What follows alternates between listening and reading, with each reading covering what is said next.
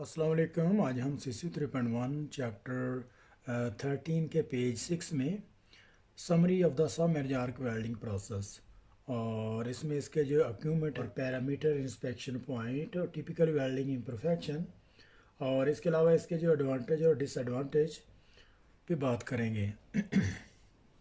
तो सबसे पहले जो एक्यूमेंट हैं इसमें सबमर्ज आर्क वेल्डिंग प्रोसेस के जो बेसिक एक्यूमेंट हैं उसमें नंबर 1 में ट्रांसफार्मर रेक्टिफायर है और इसमें कांस्टेंट वोल्टेज करंट टाइप, ये दोनों जो पावर सोर्स हैं इसमें इस्तेमाल होते हैं। कांस्टेंट वोल्टेज और कांस्टेंट करंट टाइप दोनों जो है वो पावर सोर्स इसमें इस्तेमाल होते हैं।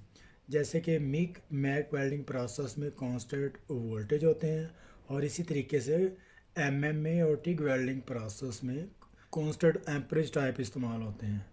तो तीनों वेल्डिंग प्रोसेस का यहाँ पे थोड़ा थोड़ा डिफरेंट है। टिग और MMA वेल्डिंग प्रोसेस में कांस्टेंट एम्परेज टाइप और मिग मैग वेल्डिंग प्रोसेस में कांस्टेंट वोल्टेज टाइप और सबमर्ज आर्क वेल्डिंग प्रोसेस में कांस्टेंट वोल्टेज करंट और इसके अलावा कांस्टेंट एम्परेज टाइप दोनों पावर सोर्स इस्तेमाल होते हैं। तो नंबर 2 में power and power return cable है और इसी तरीके से नंबर 3 में टॉर्च हेड असेंबली और नंबर 4 में a granulated flux of the crack type the specification and match size और इसके अलावा ए फ्लैक्स डिलीवरी सिस्टम है और ए फ्लैक्स रिकवरी सिस्टम और यहाँ पे जो फ्लक्स है रिलीज़ होता है और यहाँ से जो रिलीज़ हुआ एक्स्ट्रा जो फ्लक्स होता है उसको जो रिकवर किया जाता है। उसके बाद नंबर 7 में electrodes wire to correct specification and diameters और इसके अलावा नंबर 8 में करेक्ट सेफ्टी क्लॉथिंग और वेल्डिंग के दौरान जो उसकी मुकम्मल PPE है सेफ्टी के लिए वो इस्तेमाल की जाती है। और इसके बाद पैरामीटर एंड इंस्पेक्शन पॉइंट हैं। एक्यूमेंट के जो इंस्पेक्शन पॉइंट हैं और उसके जो पैरामीटर्स हैं उसमें नंबर 1 में ACDC और AWS एम्पेयर्स और इसकी जो वायर फीड स्पीड है और एम्परेज और इसके अलावा नंबर 2 में OCV एंड वेल्डिंग वोल्टेज, ये यहाँ पे इनको देखने की ज़रूरत होती है। नंबर 3 में फ्लक्स टाइप है, मैश साइज है। नंबर 4 में फ्लक्स कंडीशंस और उसकी जो बैकिंग और इसके अलावा नंबर 5 में electrodes wire and conditions. Number 6 में वायर स्पेसिफिकेशन। नंबर 7 में फ्लक्स डिलीवरी रिकवरी सिस्टम है और नंबर 8 में electrode stick out. Electrode stick out पे हमने ऐसे लास्ट पेज में बात की थी।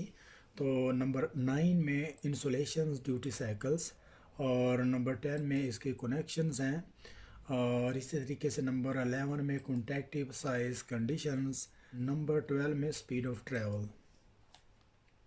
टिपिकली वेल्डिंग इम्परफेक्शन और सबमर्ज आर्क वेल्डिंग प्रोसेस में आमतौर पर जो आने वाले इम्परफेक्शन हैं उसमें नंबर 1 में श्रिंकेज कैविटी है और इसकी श्रिंकेज कैविटी आमतौर पर उस वक्त आती है जब हाई डेप्थ विद रेशो की वजह से जो है जब वेल्ड मेटल डीपेस्ट और उसकी जो विड्थ है अगर कम होती है उस वजह से श्रिंकेज कैविटी आती है।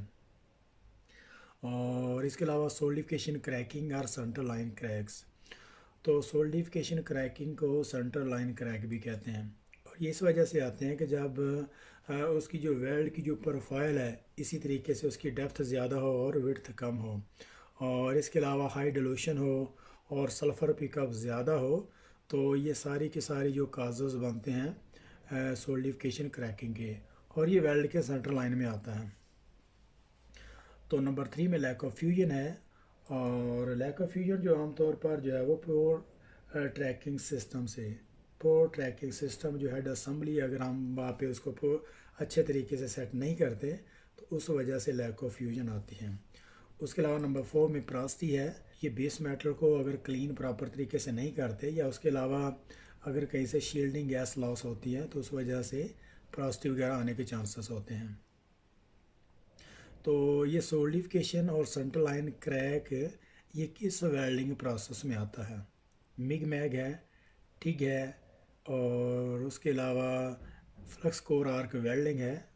तो सबमर्ज आर्क वेल्डिंग, तो ये सबमर्ज आर्क वेल्डिंग प्रोसेस में सोल्डिफिकेशन क्रैकिंग या सेंटर लाइन क्रैक आता है। ये बहुत ज़्यादा इंपॉर्टेंट जो यहाँ पे क्वेश्चन है। तो इसको ज़हन में रखना है। सोल्डिफिकेशन क्रैकिंग हमारा हमेशा जो है वो सब मेजर आर्क वेल्डिंग प्रोसेस में आता है। High depth with ratio sulphur pickup की वजह से या बेस मेटल उसकी जो हार्डनेस हो, और बहुत सारी वजह है जिसकी वजह से सोल्डिफिकेशन क्रैकिंग आने के चांसेस होते हैं। तो अब सब मेजर आर्क वेल्डिंग प्रोसेस के एडवांटेज और डिसएडवांटेज पे बात करते हैं। तो सबसे पहले हम बात करते हैं एडवांटेज की। तो उसमें लो वेल्ड मेटल कास्ट है, और इसकी जो वेल्ड मेटल की कास्ट है वो लो है, और ये प्रोडक्टिविटी ज़्यादा देता है, और इसकी वेल्ड पे कास्ट वो कम आती है। तो नंबर 2 में ईज़िली मैकेनाइज्ड है, इसको आसानी से मैकेनाइज किया जाता है। और इसके अलावा नंबर 3 में low levels of the zone productions, और इसकी जो जोन प्रोडक्शन है वो लो लेवल है।